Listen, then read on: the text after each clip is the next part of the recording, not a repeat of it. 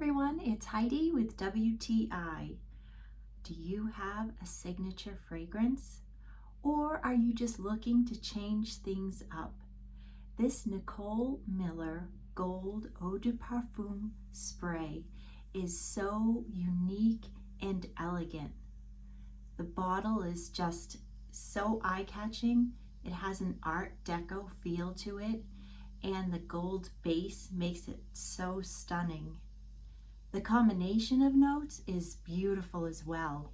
The top note has pear and black currant, and the heart notes include florals such as iris, jasmine, and citrus orange blossom. The final base notes have the warmth of praline, patchouli, and vanilla.